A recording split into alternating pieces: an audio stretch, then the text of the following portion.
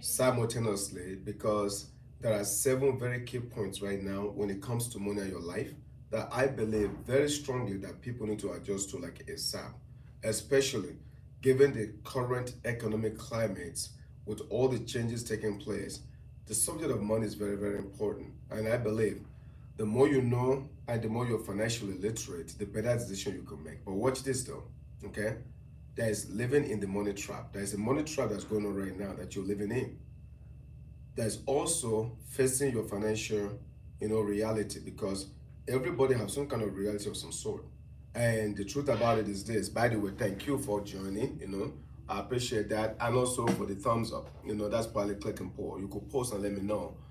But in addition to that, okay, there is pride and there is prejudice all at the same time. That can affect your relationship with money. I also want you to understand this too, that budgeting equals what we call a diet culture, which means you have to learn how to budget. Everybody's got to learn how to budget because the way things are moving and the way things are going. If you don't budget properly, there is a consequence for not budgeting. I also want you to know, I'm going to cover with you the power of purposeful planning because you got to plan. If you've never planned before, I'm letting you know right now, you have to plan because we're at this point where you cannot take things for granted anymore. You actually have to plan and you have to plan appropriately. In addition to that, sometimes less is more. Sometimes less is more. And of course, I want to talk about the joy of financial independence. Okay. So, Ariel Joseph, thank you for joining me. I definitely appreciate that. But having said that, let me get into it. I want to get started with you guys. Please, as I get started, make sure you turn on your notification on your YouTube so when I go live, you can find me live, okay, on YouTube. But let me start with living in the money trap. You see, in the light of the current economic changes that we currently have right now going on in the country, handling finances and strategizing for the future is becoming increasingly very difficult. Thank you guys, for coming on and liking. I appreciate that. So things are changing really fast, and so you got to strategize for the future nowadays. And here's a look at some of the problems that we face. Some of the looks on the problem we face are this, you know. And number one, saving rates are at a historic low. Let me put it to you this way. A lot of people are not savings anymore because they are getting a very Augustine. Let me welcome you, Dekwe. And thank you guys, okay, for liking. I really appreciate that. But a lot of people are having a very tough time savings right now. They are. So saving rates are very, very low historically. And they are, there's a very pervasive advertising, that makes saving even more impossible difficult. You turn on TV, radio, I don't care what you're watching, it's a very flashy lifestyle, and so there is a tendency for you to want to buy more than you have because it's just everywhere you look, everybody's just shopping, everybody's buying, everybody's glorifying, different things. Second thing is there are so many people in the world right now. I'm in United States of America. Americans are drowning in debt with average credit card balances exceeding over $3,000. That is per person. So imagine all the credit cards now. A lot of people are maxing it out, and mortgages, adding another thousands of dollars more in mortgage payments. Number three, the wealth gap is widening. It's getting bigger and bigger right now.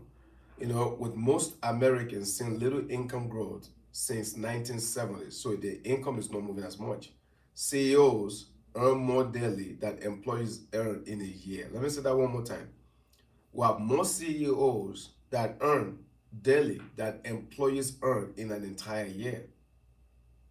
So good jobs are becoming very scarce as industries move. I mean, a lot of the industries move overseas, and especially now with artificial intelligence, that things are almost next to impossible now, with AI. So good jobs, are becoming very scarce. In fact, what is a good job nowadays? I want to pause and think about what is actually a good job nowadays.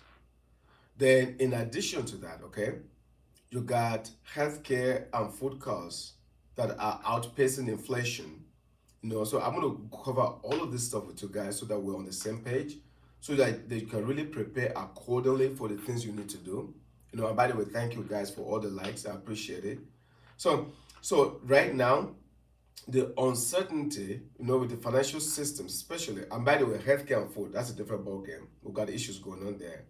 Then you got uncertainty that surrounds social security and pensions, and shifting the burden of retirement savings into individuals. Before, the government carries this, and now, you're Joe, you're Mike, you're Janet, you're responsible for your own retirement nowadays. And if you don't prepare for it, you're in for a rude awakening.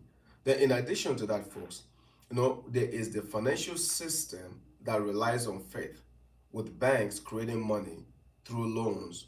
You see, and there's no gold backing our currency, which is the dollar. So it's not backed by gold. Uncertainty surrounds, okay, social security and pensions. So that's shifting the burden of retirement saving into individual, like I mentioned. Then you have economic growth that is straining right now. Okay, it's straining environmental influences, resources faster than they can replenish it. So, however, all of these issues can be tackled if you're what well informed. This is why it's very important for you to have very good knowledge, because it's not just enough to have the knowledge for your job. That's old school. Now today, you need to be knowledgeable. You need to be financially literate if you want to go very far, because the world is changing, the economy is changing, AI is changing stuff. World, guys, I can go on and on. We're about to approach, an area of our lifetime that no one can actually tell you anything, because we've never crossed this territory before. It's new for you and I. And this is new for the decision makers. They don't know this either. So the only one person that can protect you the most now is going to be you. Okay? So embracing a different mindset is always an effective option. I just read a book, and the book is called Who Moved My Cheese? Okay? And it's a very small book, but it's a book that says get used to change, adapt to change. The quicker you do, the better. There are four different characters, career. I mean, I won't even go into it, but the idea is this: become very adaptable to change, because things are changing. Now that you know all of this, right? Do you want to turn the tide on your financial chaos? Because the truth about it is this: we are approaching a very critical point of analysis. Do you want to take the first step now, or do you want to wait till later? No, adopting a very fresh perspective on earning, on spending, okay, and saving can contribute significantly to your financial sanity. Because the idea, it comes down to this: that if you don't learn how to sustain yourself, keeping your reasonable level of happiness, your financial sanity, then you become one of the casuals that's going to be out there. A casual becomes casualty, because we're at a point right now where I'm saying this, guys. I don't know what else or how to put it, but we're at a very critical point, right now, of analysis that is going to be a mind changer for anybody. Now, point number one, if you're taking note with me here, is to face your financial reality. All of us have to do this. There was one time in my life where I had to sit down and get a pen and a paper and say, Kehinde, what are you doing? Why are you spending this money over here? You don't. This money is not producing you any money. You don't need to spend consumerism type money. You need to find money that produces you money. So if I'm spending money, if I'm spending $1, how can my $1 become $2? So my brain shifted to say, humans are creatures of habit. Often stuck in old patterns that may not even be in alignment with objective reality. For example, many pursue the American dream, constantly, which is exhausting themselves and believe that, more is better, bigger house, bigger car, bigger everything. And they think it's a universal path to something we call happiness. They actually believe that. But ironically, they burn themselves out very quickly. They are tired, exhausted, acquiring luxuries. They lack more time to actually enjoy.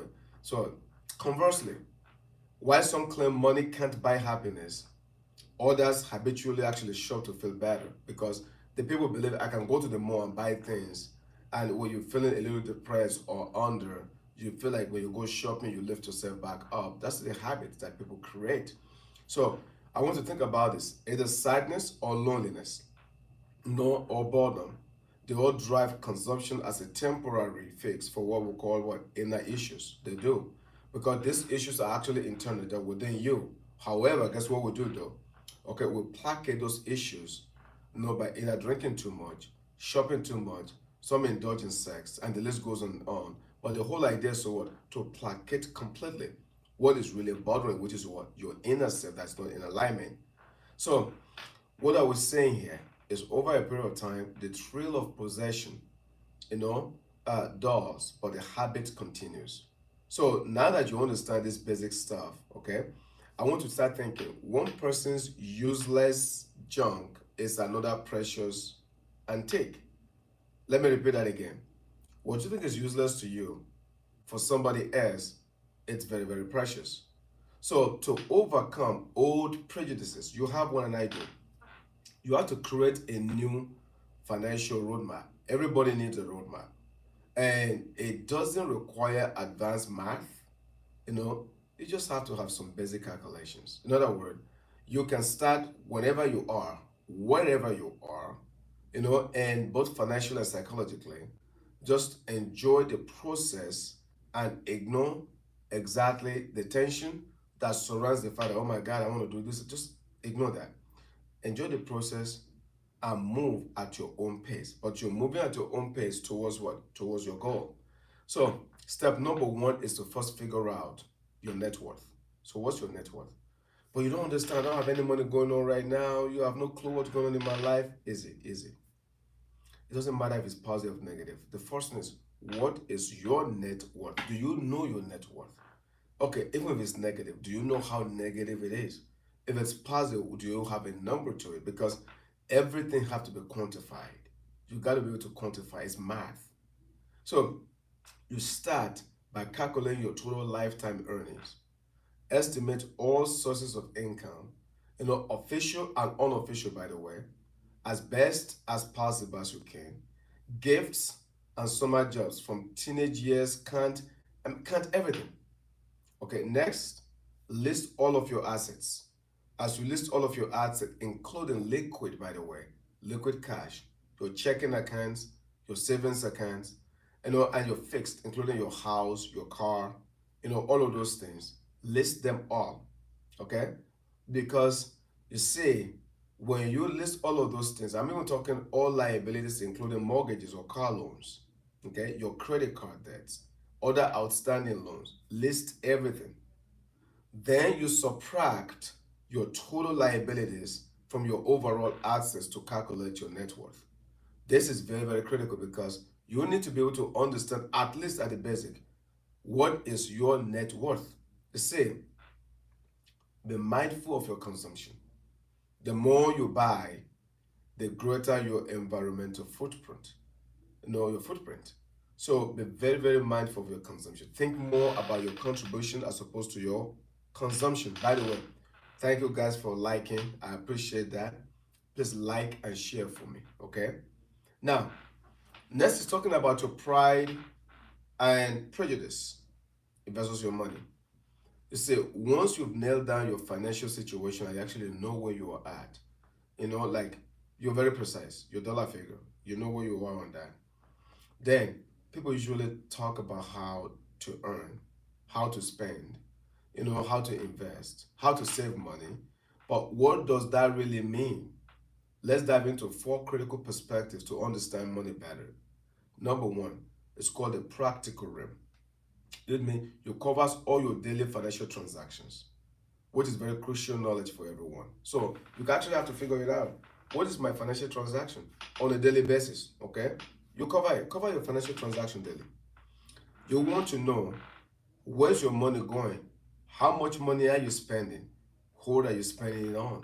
So you got to deal with the practical realm first.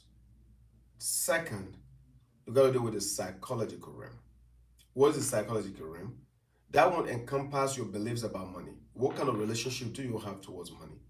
Because it's so critical and so deep. Because your relationship with money will dictate how healthy of money you grab or how much money you lose. So your relationship with money matters a lot.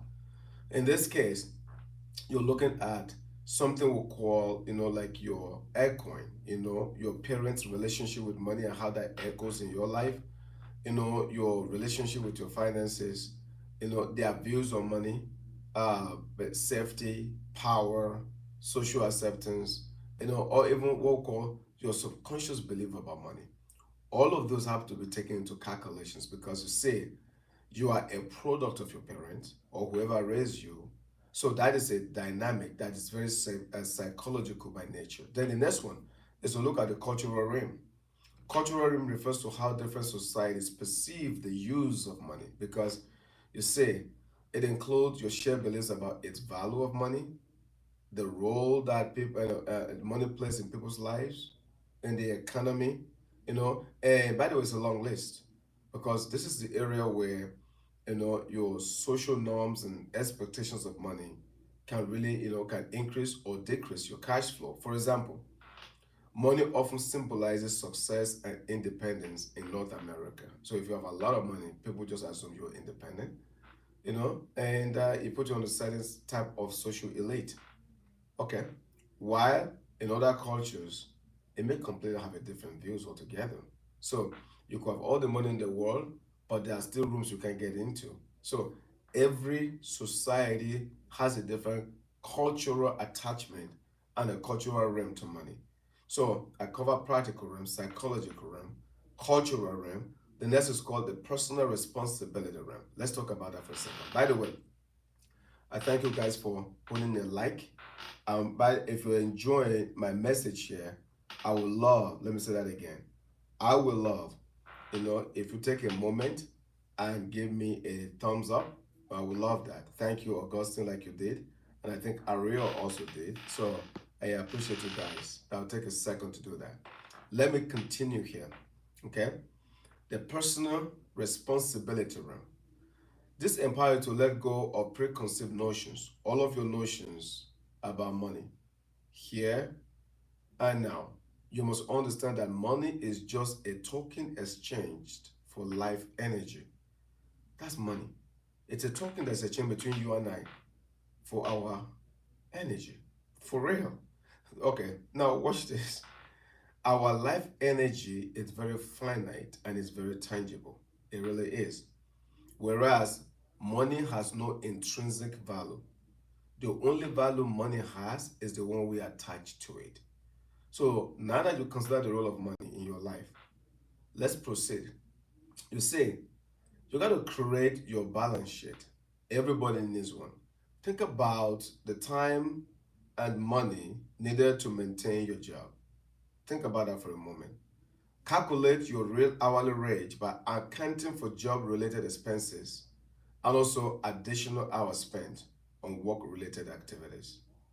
Then record every dollar that enters and leaves your life. Create a table listing your earnings and job related costs using data from step one I just described to you guys, which is add your job related hours to your work week and subtract job related costs from your pay.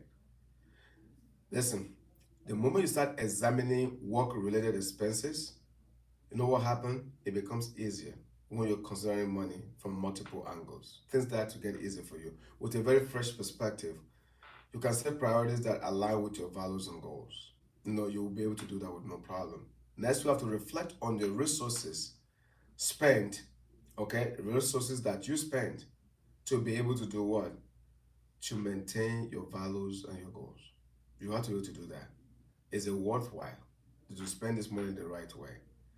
As you do this, observe your feelings, okay, towards, and your judgment towards the money, acknowledging your past spending habits without criticism, because every time you keep criticizing yourself, guess what happened? You never go far. Let me say that one more time. The more you criticize yourself, you dumb down your pace. You don't want to keep criticizing yourself at all. In fact, if anything, the opposite.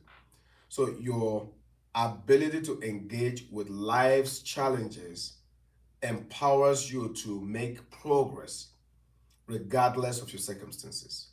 That's why, for me, there is no excuse. Either you're making money or you're making excuse, but you can't make both. You cannot make both.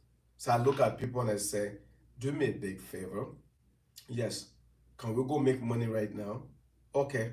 Because anytime you're talking about why things cannot be done, all you're doing is you're selling yourself and you're making excuses for yourself as to why things cannot be done.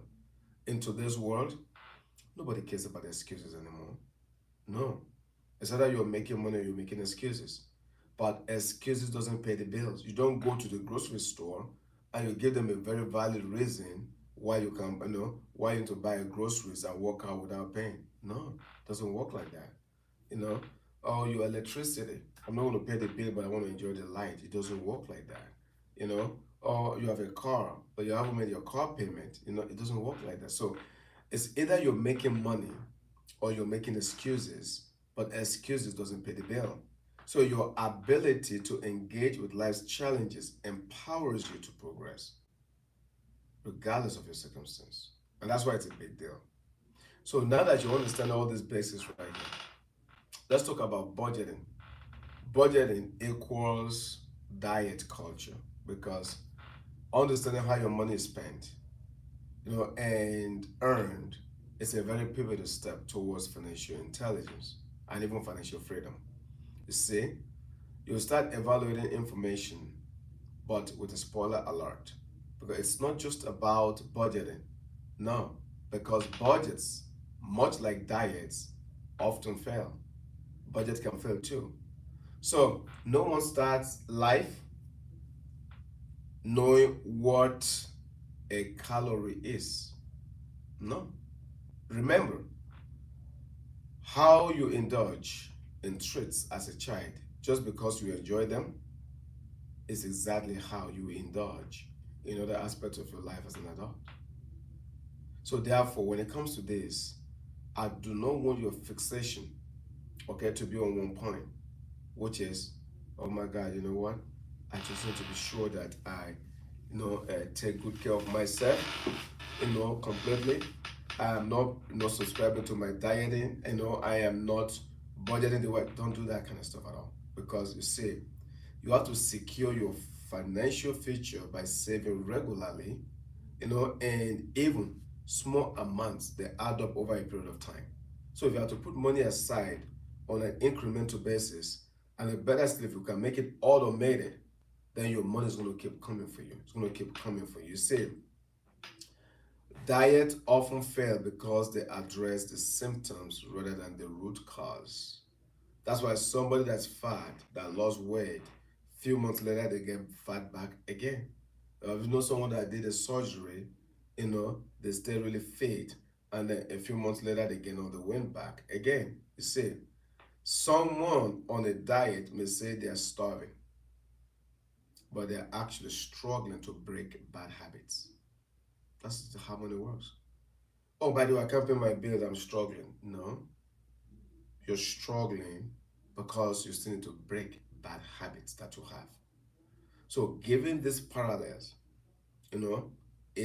let's adapt some intuitive, like for example, eating principles when it comes to your finance. Number one, you need to identify and follow your internal signals and not external pressure or habitual desires because people are going to press you around you.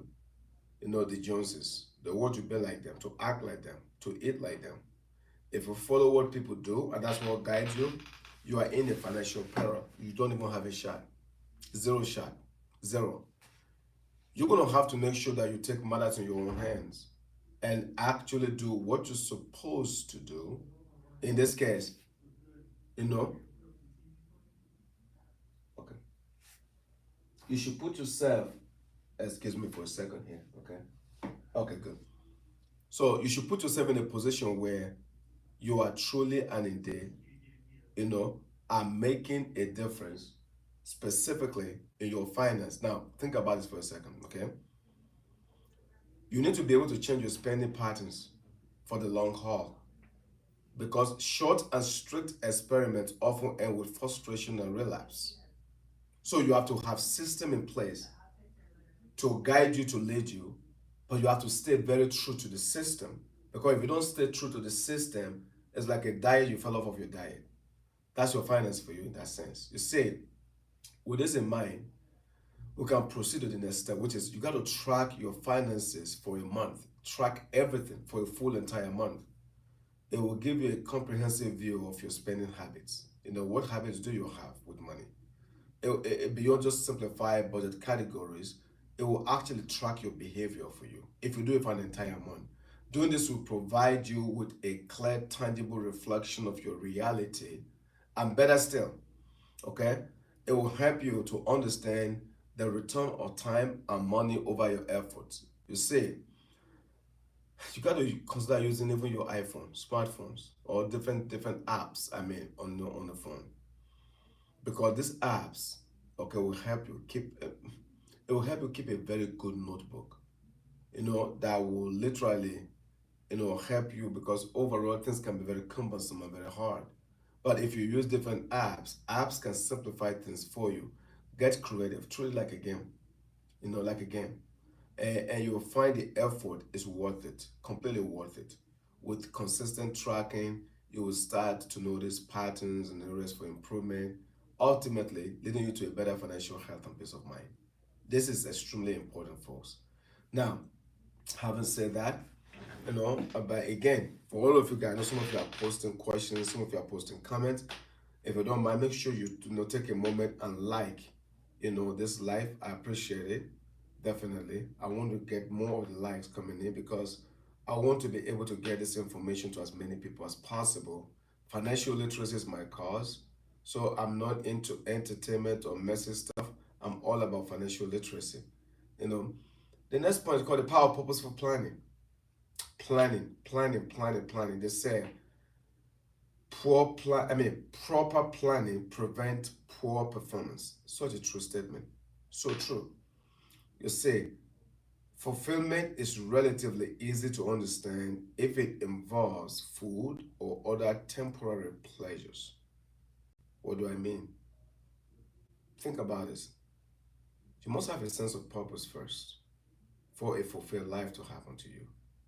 If you take a moment and reflect on your dreams, even if you spent years prioritizing other agendas, you will realize, okay, that when you make an assessment of your spending categories, and by the way, you could do that by simply asking yourself three questions, okay? Three questions, and then you'll be good. Care about your satisfactions. What are those questions? Number one, have I received the value I deserve for my time and effort? Have I? Question number two, if I didn't have to work for a living, let's just say right now, it's not a requirement. You don't have to work for a living at all. Okay. Would my spending categories change or would my priorities shift? I want to pause and think about that. Number three, did I spend money in a way that reflects my values and life purpose?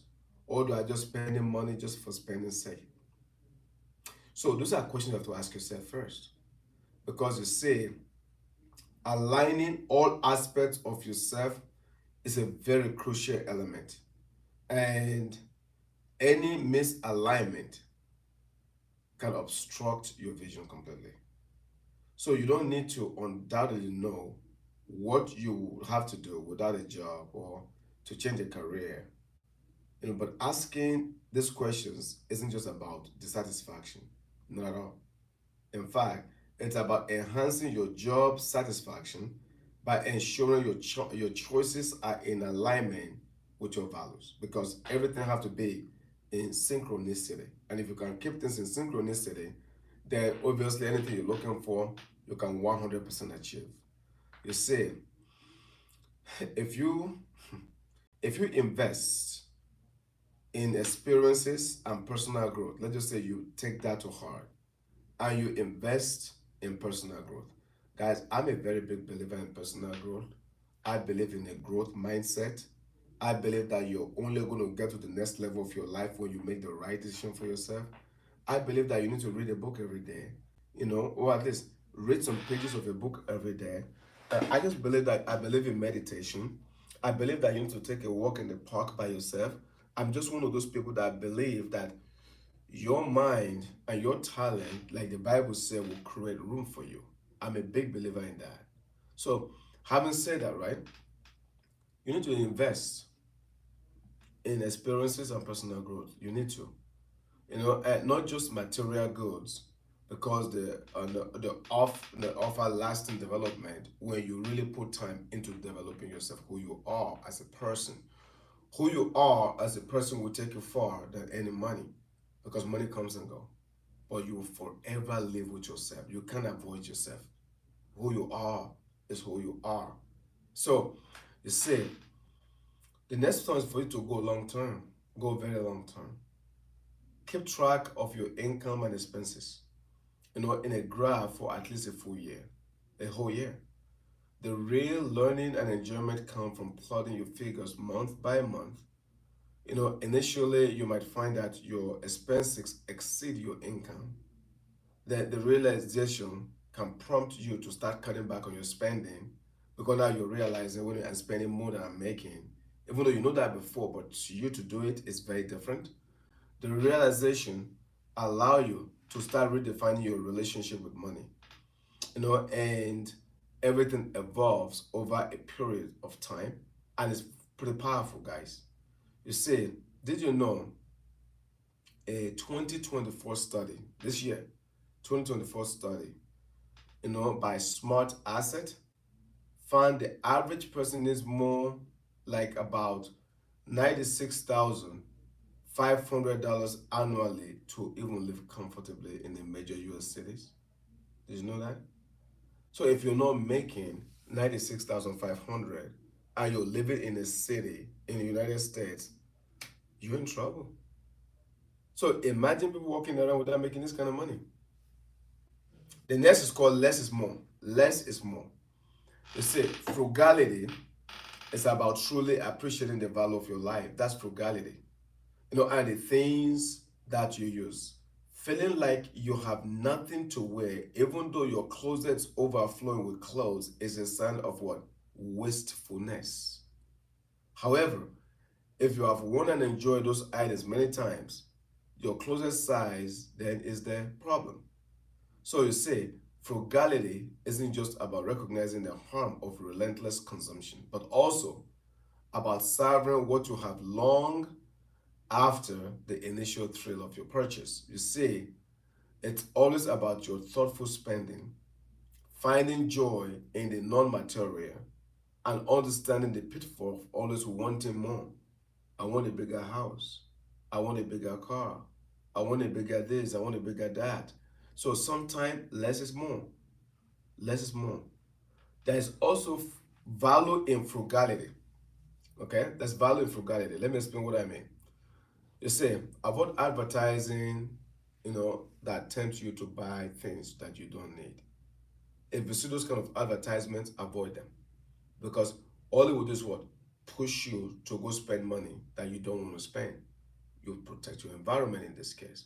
So avoid debt whenever possible. It's better to buy within your means and prioritize saving money for emergencies. And you also have to take care of your body. You see, the longer you the longer you ignore problems, the more expensive they become to fix. Very, very expensive. So if you have a problem, your number one job is deal with it, and deal with it very quickly and very swiftly. Because a problem that you left there is going to grow. Regular checkups and a little self-care can also save you a lot of money in the long run. I believe that everybody needs to know you got to take care of yourself. I'm a big believer in that. I got to take care of myself. You got to take care of you. Your body is very powerful. It's the temple of the Holy Spirit. And if you can take care of your body, you make all the money in the world, but you're sick as a dog. What's the whole purpose of that? So it's a no-brainer that you have to take some time to take care of yourself. Sometimes what you seek in possession can be found in experiences. For example, if you crave travel for novelty and relaxation, you find ways to what? To meet those needs locally or even through different activities, because it's in you. So you got to make that goal. You're not going to hold back on it. Okay. Similarly, never identify yourself solely with your job. Never. I think a lot of people seem to understand this part very well. Because when you tie your self worth to a job or your career for that matter, Who are you? I'm this. I'm the psychologist. I'm the physician. And whatever it is. Okay, you tie yourself to it. You risk losing sight of other meaningful aspects of life. That's what you've just done. Finding the perfect employment isn't always possible, and it's okay to compromise. For example, if your job it's a very mundane type of a job, unless you network with awesome people, um, pursue like the hobbies, it's still what a win for you. You're still not losing.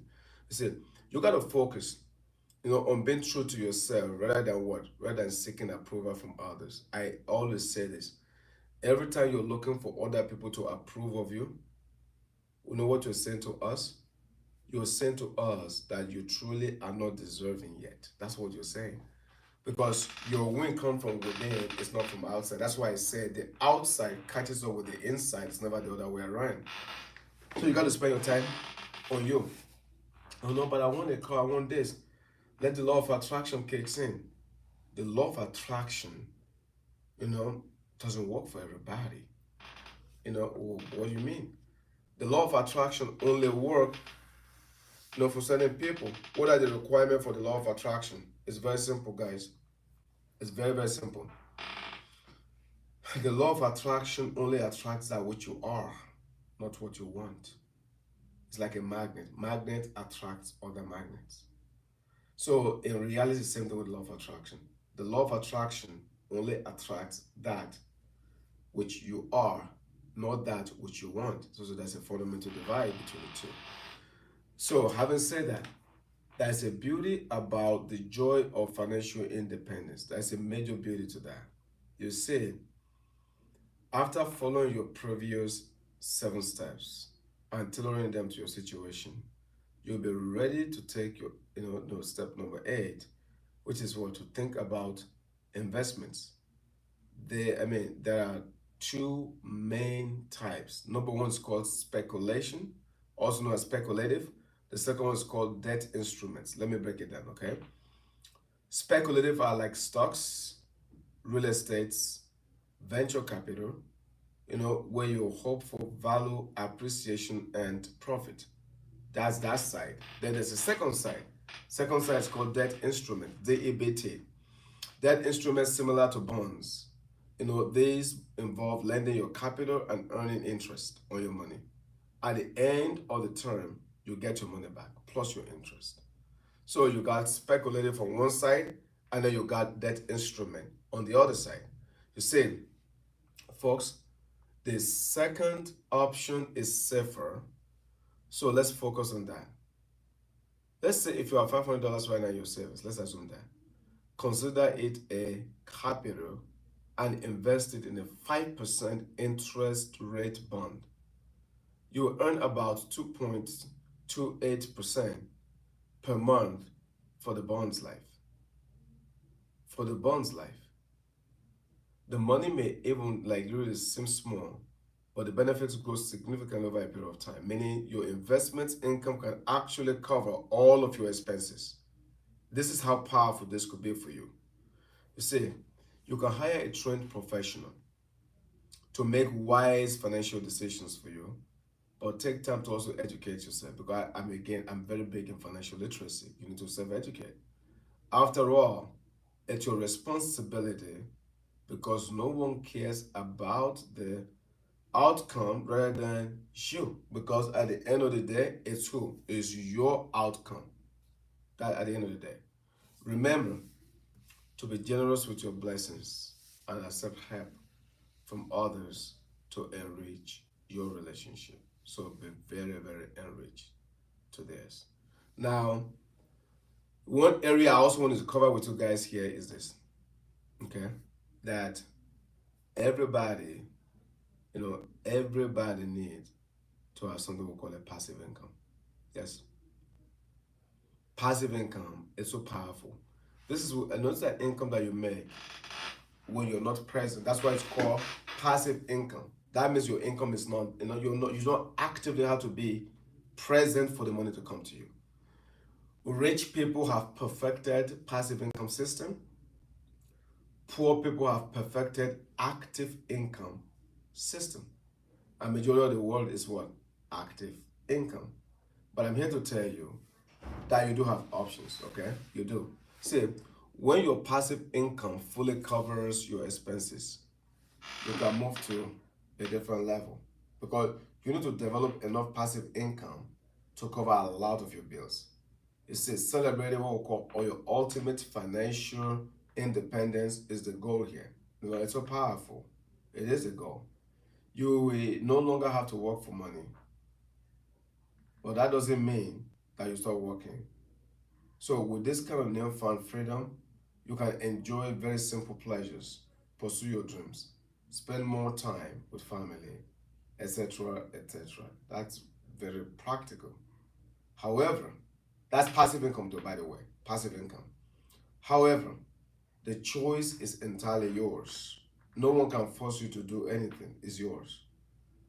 To better understand yourself, you got to revisit all the other steps I talked about earlier so you actually know who you are, so you can identify your relationship with money because your relationship with money will define everything for you.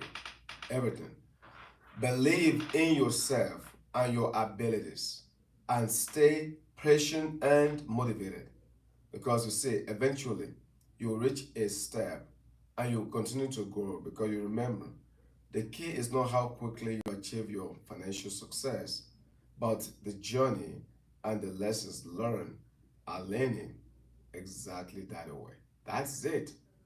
So now that you understand all of this right here, ladies and gentlemen, okay, money is morally neutral, very neutral. It is our addiction to what money can buy that leads us into deeds that's very harmful to others. But very, very, very, very generic. Very interesting, right? Okay. Now that we're capturing all of this stuff right here, let's try and bring this to a conclusion. You see, into this world, into this world, we need to broaden our financial understanding beyond just our families and communities and our jobs. We have to. When it's a new day, it's a new world for us now. You see, with global environmental challenges rising every day, you know, and also it's very crucial to consider, the impact on the natural world. Our interconnected society calls for individuals to adjust their financial decisions to be in alignment, more sustainable perspective. The steps, to financial freedom are not, guys, they are not as easy, but are ready. They are very rewarding. They are very, very rewarding because over a length period of time, they can be broader, they can be sustainable, and depending upon your perspective, they can be extremely fulfilling. They really can. That's the reason why it just makes sense to take a leap in faith, and say, okay, I need to control my finances and I need to be doing it like right now. And so everybody has got to be able to take a pause, understand, realize, appreciate, and know, okay, you know what, I got this. Now watch this. Okay, watch this. Before making a significant purchase, before you ever make any kind of purchase, wait a few days to consider if you truly need it so you can prevent the buyer's remorse. So wait for a few days. I want to buy something right now, I get it. Wait for a few days. Then in a matter of few days, guess what you do? You go back and you check yourself again. Do I really need this right now? Do I really need it? If the answer is yes, bam, purchase it. If the answer is no, hold back on it. So first thing you got to ask yourself is this, do I really need what I wanted to purchase right now? I want you guys to put that as part of your normal repertoire routine, okay, for your investing. Let's go to the second one, okay?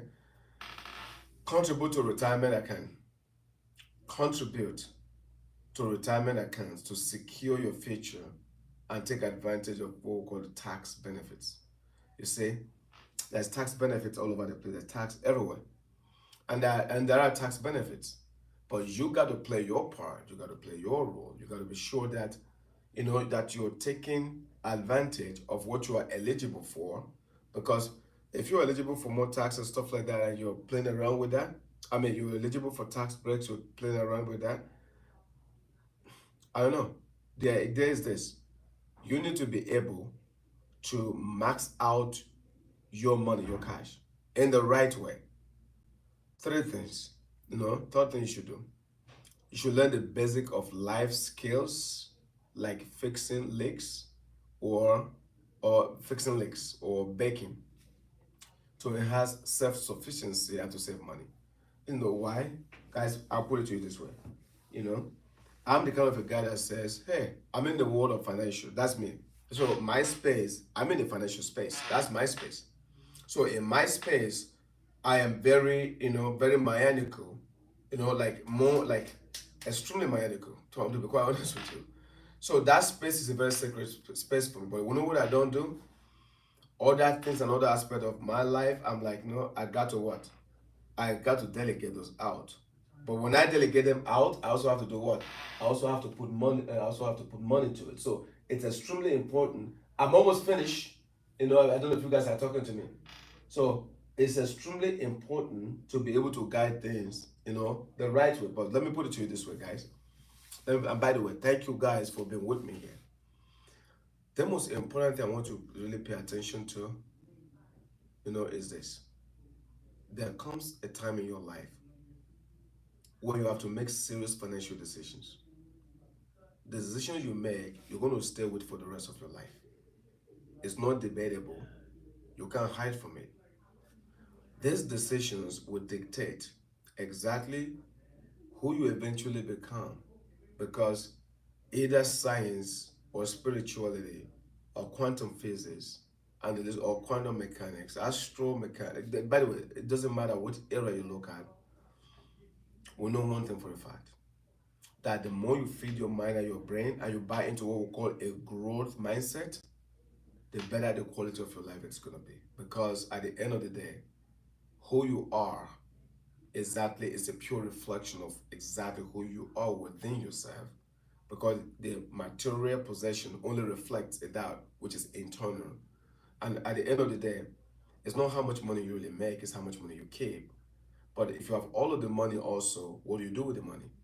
So, what is your end goal? Because you came naked, you live naked. In other words, you're not taking anything, you're just a custodian. You're not taking anything with you when you die. So, therefore, for that short period of that period, whether it's 70 or 75 years or 80 years, whatever number of years you have on planet Earth, you got to make a decision really fast. What kind of a life do you want to live within that period? What impact do you want to create? These are decisions, stuff like you got to think about. In the 38 letters that John D. Rockefeller wrote to his son, in the letter, he clearly stated something that was very profound. Everybody should go read this. I meant to recommend it, I've been locked into it since then.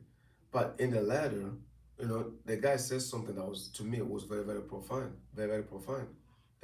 One thing he said, in the letter, is this that, that there is a lot of people that will say things, they will dazzle you with words.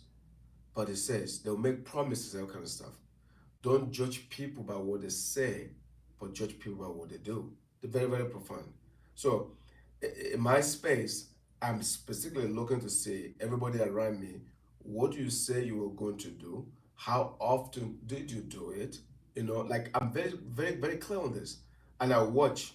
Everybody has a number. Everyone has a number. If you tell me you're going to do something and you did, you're one, okay? One for one. I mean, one for zero. Okay? If you didn't do it, you're one for one. So one time you came through, one time you did not. I will monitor every time you say you're going to do something you did. I'm going to monitor that. And I will go a minimum of 10. Are you 5 of 10? 5 of 10 means if you say you're going to do something and you come through, that's awesome. You're 50-50. So if you say something, if I'm going to be doing things and making some serious money decisions, if you are around and you score 5 and you make a promise, in my head, you might come through, you might not because you're 50-50. When somebody is 9 over 10, when you say you're going to do something, in my mind, guess what I'm saying? Oh, this dude is coming through for sure. This guy, no matter what, for sure. she's coming through, he's coming through, because it's 9 out of 10. So, how intentional are you with your words? Do you keep your words? Can people rely on you?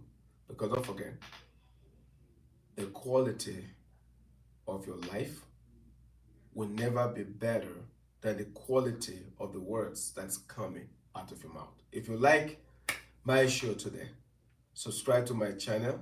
Again, it's Dr. Kehinde Thomas, and this is a financial literacy channel. So work like it's up to you and pray like it's up to God.